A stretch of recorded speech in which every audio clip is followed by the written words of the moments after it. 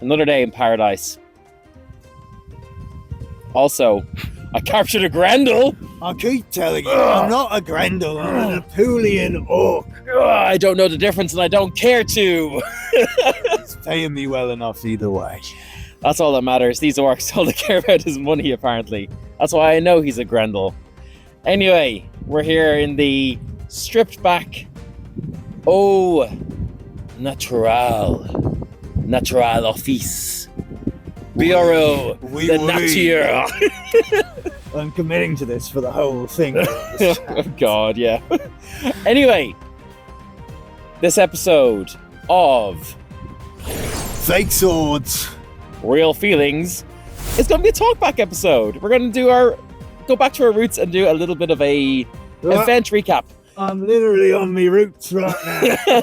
So get ready for some historical discourse about recent events. Was that the yeah, it was like term we going like historical a year ago? Discourse on, yeah, I think it was recent, or was it topical research on? It wasn't research. Or topical discourse on recent historical events. We're gonna talk about E2. What was the word they used? Chum? Oh no. Chum is the word we're going to use for E2. Yeah, anyway. get ready for some LARP chum. If you were there on Sunday, you know about the chum. Maybe you wear the chum. Yeah. I'll get it, because it's, yeah. Thank you. Grendel shark, Grendel shark. Some Grendel humor for you there. Right, anyway, we're going to start. Yeah, let's start. What do we want to talk about first? So, like the Friday or the Fly Day. This is the first time that we ever flew over. That's not true. I mean, with just backpacks. Oh yeah, so and it was so easy. So yeah, we came over on the Thursday, which was really nice. Obviously Thursday is the big kind of like social day, which was really good. So we flew over Thursday. I did a nice cheeky little half day in work, and then got the flight over. Big shout out to Harker, who sadly couldn't make it. She was supposed to take over the flight over with us, but we stole her car, so it's fine. You're really struggling there when we framed this. Yeah, Jim was like, I could stay here all day. I'm going to come here, sit and meditate, and now well, I've lost that. So yeah, big shout out to Harker. Saved our bacon with the car. Yeah, thank you very much for that. Yeah. And yeah, we arrived on Thursday. We flew over, and then second big, huge thank out to the fabulous couple Lizky for the Lizky van. The Lizky van. I don't know how much we've talked about. It's been so long since we've done one of these type of episodes. I can't remember what we've talked about in terms of how we usually how our travel usually is. Well, sorry. Obviously, you've come over in a giant warship or something. Yeah, the way I do it is we've got these slaves, right? 60 of them along here, 60 of them along here. We haven't rowed a boat across the Bay of Catazar. Just no, hold on now. Sorry. The way we do it is we get the big boat. We come over here. Actually, you hold the edge of that, please. Yeah, I've got to put the mic. I'm gonna put the mic nearer to you too. I've got my own mic here.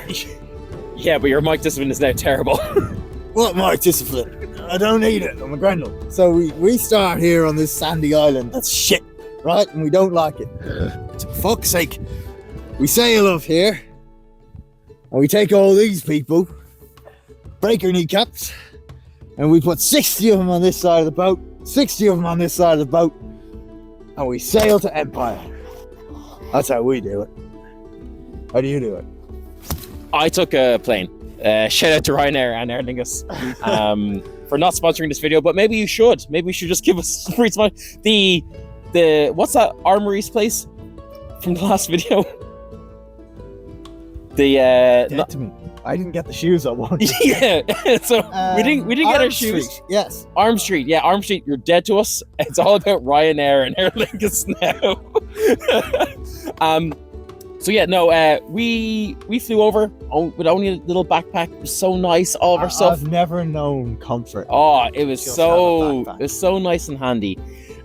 We arrived, got our happened to arrive in that perfect little window where it wasn't lashing rain on the Thursday, so we could get our tents up. A big good thing that happened. That was a big good thing that happened to us. The vibes on the Thursday were pretty down, though, I will say. Yeah. Just because, like, well, not down, dampened in all sense of the word. But we still had a great time. Shout out to everyone in the Emerald Lance for just being great and showing up early and having a good time. I really enjoyed Thursday.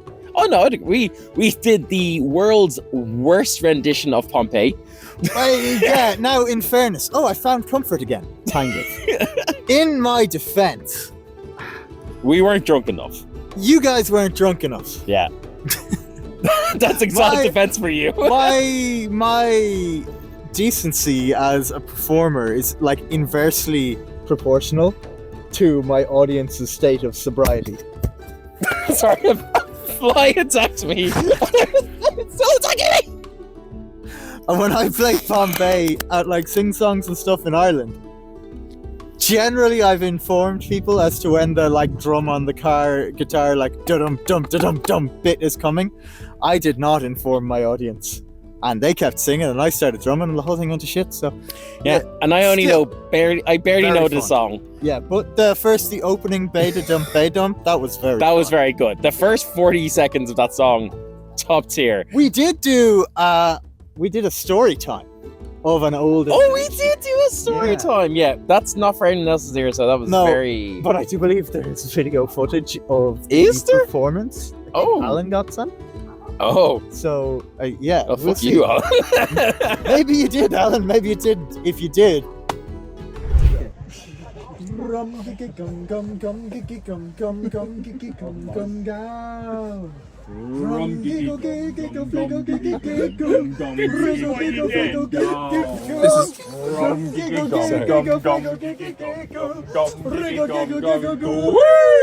Stabbing you with my bowie while I'm naked, painted from head to toe and so aroused. Rum giggle giggle giggle giggle giggle wriggle giggle giggle go. And then we just left.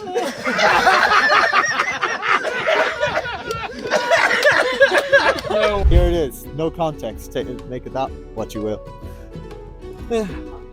Yeah, that was Thursday. I don't think much else happened. No, a lot happened on Thursday. The usual shopping spree. Yeah. I didn't buy anything. I actually didn't buy any new kit or anything this event. I was very frugal, which is nice. I got this for my Grendel kit. I bought Grendel kits.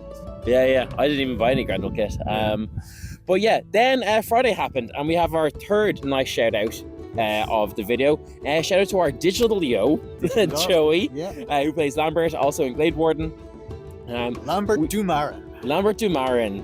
And yeah, we made a very, I don't know if that video is going to go up ahead of this video or not. I don't think so. Okay, so keep your eyes and ears peeled, because we did a very interesting video of a walking tour of Anvil. And I say walking tour, it's going to be a selection of shots at each of the individual places in Anvil.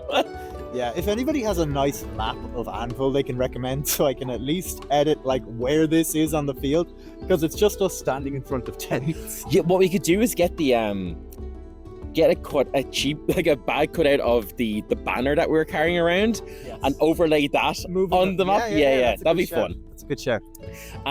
So yeah, we made that video in the morning, which is a lot of fun. Had a great time. Got lashed out of it. Yeah, there's shout out to Moorish for giving us shelter. Yeah, there's a very good video of me looking incredibly sad in Moorish as it just buckets down rain beside of us. And then really we kind of started getting geared up for Friday, because this was a busy event. Yeah, this is probably the busiest event we've ever had. I think so. Yeah, I think there was a lot going on. You're really struggling there, Jimmy. I'll find it by the end of the video. I was so comfy. We really struggled. Not Jim's struggling. We were real busy. We had a lot of things going on. So as you probably know, if you're Dawnish, you probably knew because it was kind of like a big Dawnish. Oh, there it is. There it is. Happy? Supreme. Okay, this is probably gonna be a one-person podcast with Jim falling asleep. So yeah, we had a lot of Deadwood Night stuff going on, as did a lot of Vrushka and Dawn. Yeah. Obviously, I mean, the fucker has been prolifically busy. he has been very busy. Very cool wins and stuff about them. I love the whole Showing up at a tourney. That was fair play, PD. That was good. That was good. And so yeah, we've kind of like formed. I say we. Jim hasn't been so much involved in it. But Tig and particularly Earl Leonard Gildarin, shout out to you and your player. I don't know how you are about names on the internet, so I'll just say your character name. But yeah, has been doing heroic work in organizing meetings. Force of nature. Oh, just on top of things and getting stuff done, and it's been so cool. I mean, there's a load of meetings last summit about it, where there wasn't even that much kind of like wind support, as it were. There's kind of just a mention of like, oh, that fucker is still around. So yeah, but anyway, to get on to what we're saying, Friday time in, we were skirmishing, and we were skirmishing hard. Like, off the bat. I had planned to show Rosa around. Yes. I'd arranged it with her player beforehand. Not the Empress Roro, our Roro. Yeah, Rosalia. Rosalia, yeah. I won't name drop without permission, but a new player we had with us. And I was like, I'll show you around the Brass Coast and stuff. Time in half a minute, it's like, we're in the fucking shit again! Go, through the gate! It's like, Caspian, we're fighting undead things. Come on, let's go. But yeah, so yeah, we did both the 6:30 skirmish and the 7 o'clock skirmish. I really, really wanted to do the 7:30 skirmish as well, but OC, I was very much like, I don't want to like glory hog. Yeah, we don't want to bogard all the game. Yeah. You know? So we did the bit that we absolutely had to do. Yeah. And then we said with the second one, if we get in, we get in. Yeah, the 7 o'clock one was the one I really, really wanted to do, because I was in Dawn, it was in Warwater, it was like, right, this is our shit. Yeah. On this, the 6:31 was very much like Tig being super aggro and like antsy and angry about him still being around, so wanting to go and cause as much pain as possible. Yeah. To his like lieutenants and things like that. And then the 7:31, as you said, we're like, look, we've done a load of them. Let's give other people a chance to go. Yeah. So we stood right at the back of the line. Yeah. Got bounced, which was fine. Kind of expected it, but yeah, really cool. We were in the volunteers line. Yes. Yeah. So yeah, they were fun skirmishes. They were like we should talk about the skirmishes themselves. Yeah, they were extremely fun. A lot of undead and husks we fought this time around. There's actually a lot of that was all the skirmishes we did. Yeah. We also, spoiler alert for maybe part 2, but we also fought the dry patricians. The dry patricians. Yeah, they were fun. Yeah, but it was very much like the first one we went in very gung ho. Caspian learned a lesson in the middle of it about fighting husks. Oh yeah. Where like Caspian was one of my goals. This event was to make an awful lot of money, and to that end, I was on as per usual, a looting spree. So anyway, this skirmish kicks off, and we find the husks. We go in. You know, they're husks. They're slow moving. They're not like extremely competent like duelists or combatants or anything. Yeah. So, like, we put them down relatively easy. I see people going around executing XYZ, and I start my dark business. I start looting. And I go away, fly, shoo, fly, don't bother me. I start looting, and fucking, like, I hear noise behind me. I think it's, an Imperial. Here, Clave, and just feel my unprotected back get impaled, and I'm like, oh no. As one of the dead gets up and just fully shanks me. And now luckily Matthias, shout out Matthias, in his full set of god-killing armor. Oh yeah, man, that was great. I'll throw a picture That up was here. so good. It was like Elden Ring character armor. I like think it's, fucking shard plate. Like, shout out Jimmy, I think gave it to him. But saw it and just went through this guy like the hammers of hell, and then got me up again. Or he couldn't get me up, but got a healer over to me. I got you up at that was point. It you? Yeah. Someone came over anyway. I was dying. I didn't know. So Caspian learned a lesson about double tapping the husks. Yeah. Gotta be executing. Gotta be out there executing. Usually I'm great for an execute. Usually you couldn't stop me executing, you know? But I just assumed they'd all been executed, which was a big no-no. So, kids, remember to execute your dead. Or you're dying. Just execute your dead. Yeah, just if they're on the ground, execute. Yeah. I don't care. I don't care if they're yoked. Execute them. Don't execute the yoke. Yeah.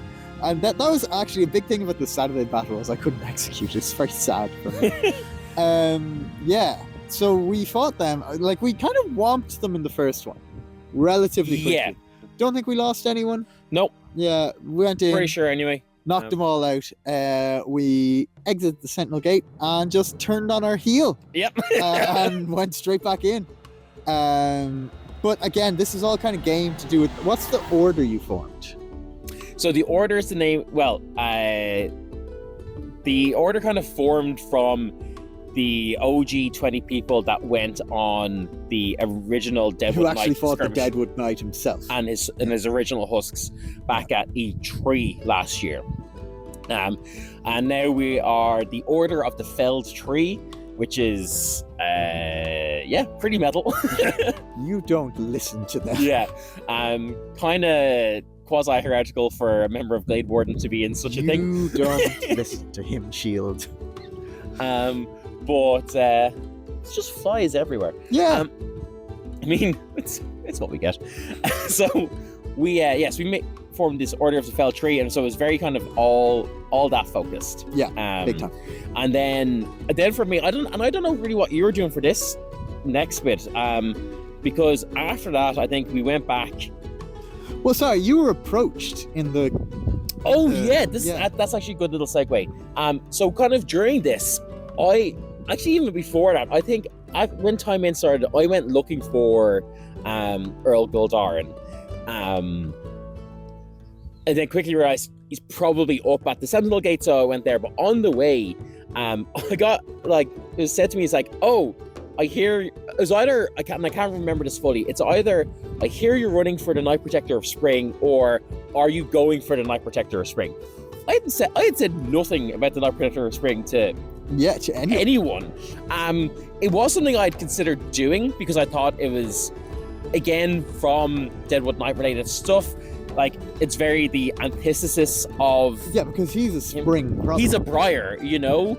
And then, obviously, with Glademoorn being really kind of like having roots in the Var, and then the Valorn being obviously a huge spring threat, I was like, yeah, I could see Tyg as being the Night Protector of Spring. I think that would be a good kind of fit. But we had, on the Saturday, that Dry Petition skirmish that we mentioned earlier, and that was at 2:45. And obviously the tourney would be at 2:15, so it was like super sketchy. And I was like, you know what? This is something that the Lance had agreed to, so I'm gonna put the Lance ahead. So I wasn't gonna go for it. So as I'm looking around Dawn for Leonard, couldn't find him, get approached about this, and then we're in the second skirmish, or we're lined up for the second skirmish. And this Rondel, Lady Nimue, turns to me and she's like, I have something to ask you about. I think this is before we went in, like this on the first skirmish. And then the second one, we were in line, and I was like, oh yeah, you wanted to talk to me. And she was like, yeah, do you want to be the Night Protector of Spring? I'll back you. And I was like, okay, fuck it, yeah, why not? Which was very unexpected. But then, so yeah, that was kind of like going on in like the background of Friday. Then I went and we were in a meeting with the Vrushkin Wise Ones at 8 p.m, which you weren't there for. I don't know anything about this. Yeah. I'll tell you what I was doing then. Yeah, you go, because I've been speaking for a bit. I was just off flogging shit. I doing a lot. Like Lambert and I did a lot of trading. Walked around the Empire trying to sell shit. What is that? The tree. Yeah, like kind of toured the whole nation, selling maps, trading resources, trading herbs, potions, that kind of thing. Big, huge shout out to the Dragonfly cartel in the Brass Coast. Doing a lot of trading with Rashid over there. Also, I got these like millionaire shortbread things. Very good. Oh yeah, they were sick. I really enjoyed them. They really saved me from like not starving. we got some other treat from them that was beautiful. Was it lemon cake? I think. Was that from them? I think I just remember that Roro came over and was like, "Here, everyone, have some lemon cake." And I was like, "All right." Their whole spread was brilliant. Yeah, but also, cool if you want to trade an Empire, consider dropping into the Firefly cartel. Dragonfly cartel. Sorry. Because it's just plain assholes.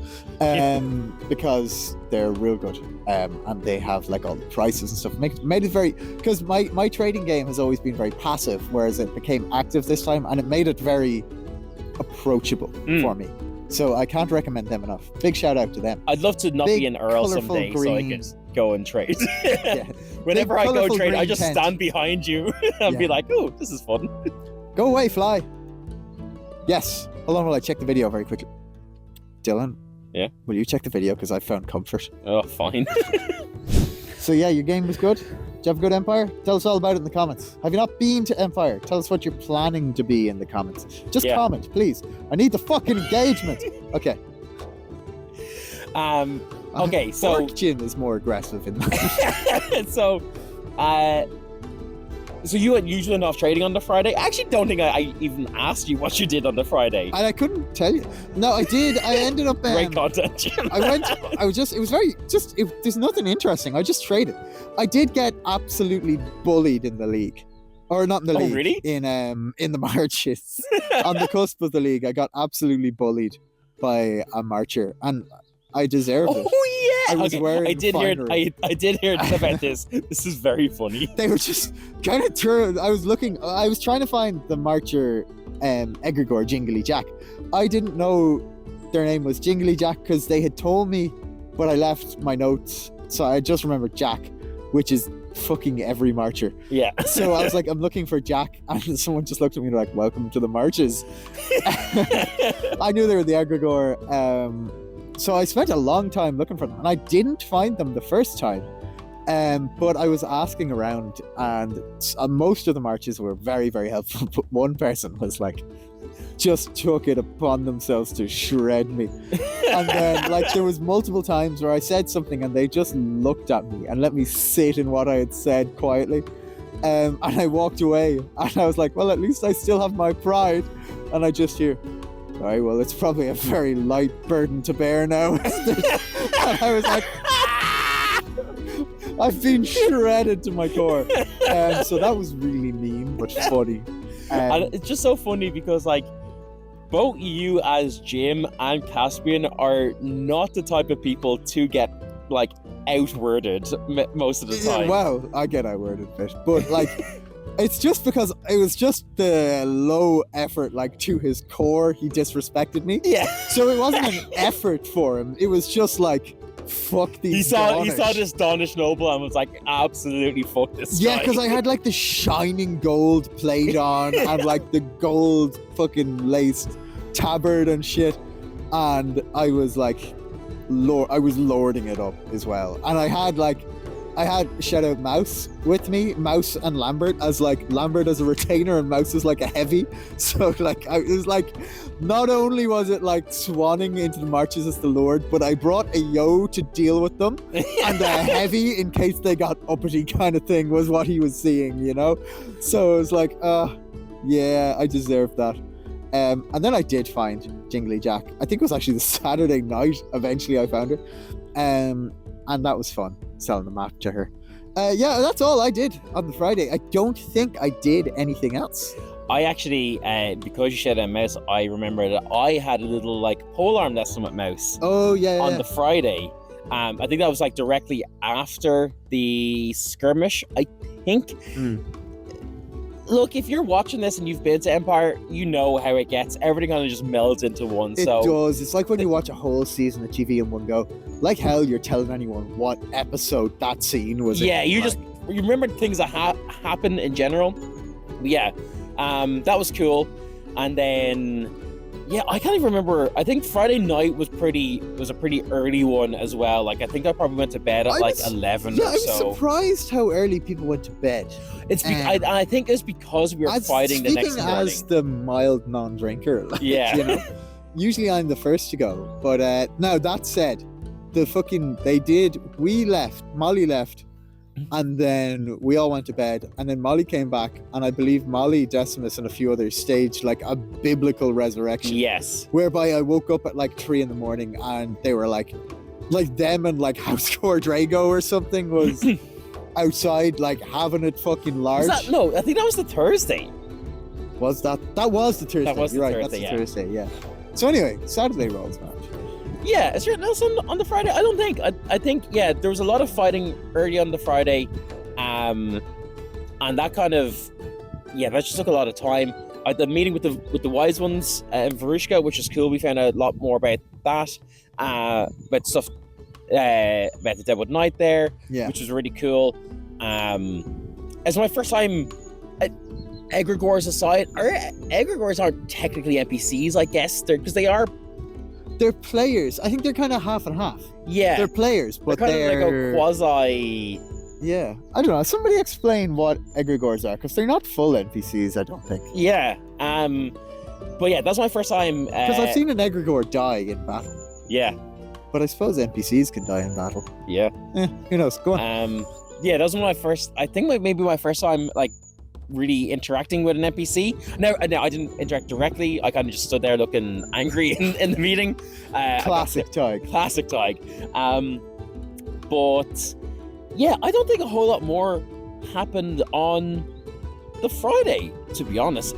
Although I remember going to bed being like, that was so busy, I did so many things. Now, in fairness, like, it was extremely busy. Like, skirmishing up until 7. Then I had a meeting at 8, that training, then it was like 9 o'clock or something, so, and I definitely did other things. If you did things with me between 9 and 12 on Friday night, let me know, because I seem to have forgotten. I've forgotten so much. Before we sat down to do this, I turned to Dylan and I was like, that was the busiest Empire we've ever had, but I can remember so little of it. Yeah. And guarantee you, after we press stop in this, I'll remember so much more. Yeah. But yeah, such is life. Oh, I think I possibly did maybe did a little bit of recruiting for the Tourney support on the Friday, but maybe that was just a House Mortaire. But yeah, I don't know, can't remember. Actually, I'm gonna just be real bad at content for a second. How are you enjoying this? Rather laid back, isn't it? It is real laid back. Oh, my mum texted me. Hi, Mum. Just gonna ignore you. Where are we? Also, check out this Hearthfire sticker.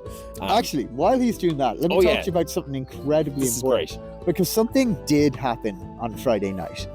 That's all I have for Friday, but go on. We went in to our tent after we were done for the night and looked at our phones. And we were greeted with some incredibly fucking cool news on our phones, is that our D&D podcast, Hearthfiretales... Oh, my water bottle just fell over. Keep talking. Was... No, so much water! So much water! It's a raging torrent. Our D&D podcast, Hearthfiretales, is a finalist for the Crit Awards. Which is actually a really big deal. Don't let my body language fool you. We're extremely excited about this. And we're looking for any support we can, because the finals are a vote. And we need as many votes as we can get. I'm going to put the link for the votes in the description of this. If you could just go through and search, what section are we again? We are in the best series, I believe it's just called. Best series. Best series, yeah. And we're in with some really heavy hitters, like Don Marshall's D&D Lord of the Rings game is in there. You know, like there's some big names in there. And we'd really, really love all the support we could get to help combat them. But yeah, no, we're extremely fucking excited about that. So please help us out with that. Are you done? Yeah, I should just check my phone there. And now I was using it as a timer, and now it's face down. So we're just gonna have to wing this, Jim. Oh no. Sorry. It's not like we don't just do that all the time anyway. Yeah, that was a really cool thing to get though. So yeah, vote for us. In terms of you know what, I'm just gonna say right now, Friday's done. Friday's dead to me now. Dead to us in the past. But then on Saturday, we fought. We entered the Sentinel Gate, and we arrived somewhere else because I wasn't really paying attention to the battle brief. I was just there to fight. Karov, maybe? Karov? I think we were in Karov. Fighting the Jotun, anyway. Why would you in Karov and like Varushka? That seems like not a place that they would be. Yeah. Someone in the comments let us know where we fought. Yeah. It was so busy. We didn't do the usual, like, kind of... Usually we'd have, like, a proper... Like, Lance... Oh, that's another thing. We did a Lance meeting on the Friday. Oh, yeah. And we... just left that. Yeah. I had trade to do. And we re-elected Percival as our Lance captain. Yeah. And then... Yeah. And then Saturday we went to battle to try and steal some swords. I'm real sad I didn't get to steal a magic sword from a Jotun. Yeah, we saw them. Yeah. But the army didn't charge, and we didn't get to run them down. Yeah. And then we almost died. No, I think we were actually fine. Nah, yeah. The situation was rough. Like, it was ropey, but we fought very well, and we held until support came. Yeah. So, like, no one went down or anything. Like, we've had much ropier situations. Like, we've a very good shield wall, so it was fine. Yeah. Have to say, absolute shout out to the Lance. Oh yeah, we walked that battle. We did good. We've just gone from strength to strength in terms of how we take to the field, how we fight, how most of the time how disciplined we are. Let's not talk about E1. But yeah, we did really, really well. There was one particular part where we got swarmed by Jotun, and we maybe could have fought our way out of it. I think a couple of people went down, but luckily Wintermark weren't too far away and came to save us. Took them a while. Took us a while. They were watching it happen. They were watching it. I was standing there being like, we're being attacked, and it wasn't until like, oh my god, just flies everywhere. It wasn't until like people were literally on the ground and we're fighting that they were like, oh. We're like, lads, come on. Yeah, so but we did get up in the end. Yeah. Went then kind of chasing the remnants of... We beat one of the generals, which was cool. Yeah, that was very funny. Yeah. We were in this like chokehold in the trees. Not unlike this. Not unlike this, actually. And like the chokehold was maybe like 4 abreast or something you could have. Yeah, and there was a little kind of side passage as well. Yeah, and there was this big Jotun general in the middle, just in front of everyone, right? And he's standing there, like, giving it everyone, like, we're all going to stand here, Jotun, we're going to fight strong, we're not going to move. And I just went and cleaved his leg, and none of his They did nothing. Helped him at all. And the whole lance was just like... So we all done. I just knocked him down. And it wasn't until, like, he was actually going down that everyone was like... You could see, I think, none of them expected it to happen, but I was just like, cleave. And then we just whapped him. And then, to be fair, they fought back well. I think the problem was they were fighting us on one side. Yeah. And I think it was like Wintermark on the other. Oh, okay. So they were fighting. Now, don't get me wrong, they did nothing until he was fully dead. I remember that I got impaled anyway on my leg. I think Tallstag was to my right and either got struck down or also impaled. So like the front line kind of crumpled a bit. Yeah. But that was very much a a defensive kind of thing. They didn't really press the attack. Yeah. So we They had the did try time to to come flank. back. They tried to flank in the middle of it, but funnily enough, Caspian saw it happening, and it was in that kind of side passage that was just one abreast. Okay. And I could see people being like, they're coming through here. And I was like, then go there. So I just jumped over the bush and landed down with a greatsword. And I was like, right, let's have his. And then like... Oh yeah, because it was Daddy's sword time for Caspian. It was Daddy's... Caspian was using a greatsword because he's got great weapon master. So I had Face Taker and I was fighting the one. And then there was 3 of them. And so what our unit would have seen was Caspian run in and be like, let's have his. And then like... less than 20 seconds later, come back out. No, there's 3 of them. There's 3 of them. Yeah, and I miss all that because I you pulled were back fighting to get your man at that point. Oh yeah, and then you were fighting his. I probably got pulled back to get goons. healed because I got impaled pretty quickly after you knocked your man down. Yeah. So yeah, gas. I got a lot of really good throwing knives in that event, that battle. I said I'm going to throw early and throw often. I had 8 throwing knives and I lasted. Shout out to Milton who joined our lance this game. Will tell you they lasted probably 5 minutes, I'd say. But there were some very fun uses of them. Like one, a Jotun was getting healed, so I threw a knife. He went down. He was getting healed, and just as the spell finished, I threw a second one and hit him in the neck, and he just goes, dies again. Threw another one, and it hit one guy, and then helicoptered and hit another guy in the head, and they were both like, oh. Throwing knives are so fun. I never got them back though. I'm gonna have to go to Lost and Found. Yeah. Early next event to get them back. The pro tip: don't write your PID. Write your PID on shit. Things. Yeah. Yep. Or tie a notable ribbon or something around them. But yeah, there's not a whole lot. We fairly steamrolled. Not just we. Like the Empire. The Empire fairly steamrolled that battle. To be fair, there was a part where the Jotun were retreating, and we just didn't give them a chance. We just pushed them back, and it was the monstering gate. Yeah, back to the monstering gate, and we're all like, "Come on, let them retreat." Yeah, both from an OC and IC the perspective. The OC thing was we were like, they're done, they're retreating, they're leaving the field, let them go. And IC, we were like, they need to be able to back through this gate safely. Yeah, but yeah, fun battle, little bit more action than the battle at E1 for us, which is good, which was fun. And then I think really I just did more trading. The next big thing was the tournament. Yeah, well, Tourney. I had a somewhat big thing before that.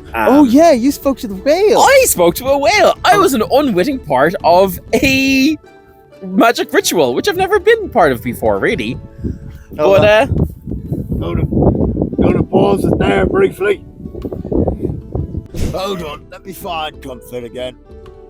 Oh, it's a commitment to get back into the crook of it, but once you get there, good fuck, is it comfortable? Okay. There's a life lesson to be learned in that somewhere. Yeah, I'm not going to be the one to snatch it from the jaws of comfort then. Okay, so tell us about the hustle for the tourney first. We came out of the battle, and then I was like, right, I need to drum up some support for this tourney. So went around asking a few people would they fight with us, things like that, which was good. Shout out to Robin and Oliver for Damon and Nymeria Mortaire and their support, which is great. Obviously, Nymeria couldn't actively fight in the battle as a reigning Knight Protector. Reigning is not the right word, but a standing. Yeah, as a current Knight Protector. It's incumbent. Incumbent Knight Protector. I don't think that's the right word, but fine. But she graciously said that she would request some of the other house members to come and help, which they did. Then we had another couple of people who were originally going to stand by themselves. I think they were part of, I want to say their either coven or house or something was the Aurora Obscura, which is a kind of a cool title. That very night themed, which obviously makes sense with the name of their. Yeah. I don't know if it's a coven or a lance or a house or whatever it is. I just remember seeing a house. They were great. Yeah, they were cool, real cool setup, and they threw in behind me as well, which is good. And then there's a little bit of I went up to Earl de Rondel first. That was like my first port of call. So I was like, right, there's one of de Rondel's house members that Put you up to it, yeah. Going to talk to him, make sure that he's on board too, try to get the rest of the house, de Rondel are a big house. They're good people to have on your side, a lot of power there. And went up, Drundle didn't really know much about it. And I said, that's all Lady Nimwe's thing, which fair it was. And then it turns out that there was a bit of like politicking that already happened where I believe either House Durandal was supporting House Wolfborn, but Lady Nimue didn't know that, so was supporting me. So we kind of went into the tourney. There's also a cool part on the Friday, where Percival, and not to tell Percival's story, but basically Percival renounced wearing his heraldry. That was very cool. Which was a really cool moment. And one of the reasons why Percival has never Black Knighted in a tourney is because he would never not fight. He would never take off the Carleon heraldry.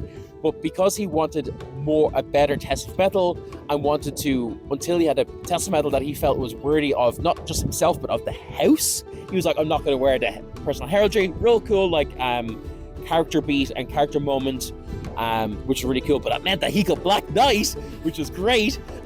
So I had like a few Black Knights in my corner, from the Lance, which is really, really fun. I love the whole concept of Black Knighting. It's very cool. Like, it's so campy in a way, but like it's just like it's like it's right out of like Merlin or something, like the BBC show, I fucking love that show. It is your playbook for Dawn. 100%. So yeah, we had a fair force behind me for it, considering that I hadn't really done a whole lot of legwork, and it was a very spur of the moment thing of like, right, I'll do it. An absolute shout out to Guy Wooder, the absolute hero. Yeah. Because we supported him for, I want to say, the night predictor of summer, like way back when. Like 2 years back. Yeah. Has never forgotten it. Heard that I was going for a spring. I hadn't made a big deal to the Amber Lance or to him or anything, but like in the battle, or just in the square, getting ready, out of nowhere, I just see him sprinting in, bolting in, spear in hand, being like, "No, you stood with me. I'm going to stand with you." And I was like, "Holy shit, thank you!" It was such a real cool cinematic moment, and I really appreciated that, because I was like, "Okay, this is like a real moment for like." So I think Tyg is beginning to kind of get and make a name for himself. Yeah. And it's like, to have other people like rush in to help you is a really cool feeling, so thank you for that. While that was happening, Caspian was standing on the... Before all this happened, Caspian was standing on the side, and something cool happened where a minstrel came up and was like, "Are you Sir Caspian Dumarin?" And I was like, "Yes." And they were like, "Doodle-doodle-doo, here you go," and gave me flowers. And I was like, "What? This is great!" So shout out to the person who gave me those flowers. I don't have a nose to tap, but you know who you are. That was great. That was really cool. I'd never really played much of the flower game, so Caspian got loads of them this time round. That's cool. They're all on my wall at home. They're decked out around Anduro, and it looks great. Nice. But yeah, no, Caspian had a great time with the Flower Festival this time. Other than that, while that was happening as well, the countdown for the dry patrician skirmish was on. And the Lance was like, tick-tock. So while we were skirmishing, they had to wait for a ref. So I kept being like, 8 minutes till we have to go through the gate. Yeah, it was 7 minutes until we have to go through the gate. And I was very much like, guys, if you all need to go, just go. This is my fight. I appreciate you being here, but like we've like the Rod and Shield, like shout out to Alan and Brad for doing so much in-game work with the Rod and Shield and like the whole mage game, because they were the ones who got us like basically invited as like specialist task force to be part of the Dry Patrician skirmish. So like we didn't want to let them down, and especially because this was like my tourney was just like a kind of a spur of the moment thing. I wasn't going to hold the lance back from doing what we had actually what the plan was. Yeah, what we were like quasi obligated to do. So yeah, there was just very much like everyone standing like at the sidelines being like 10 minutes dying, and I'm like, oh, we have to wait for a ref. But yeah, going back to what we were saying about the kind of the politicking.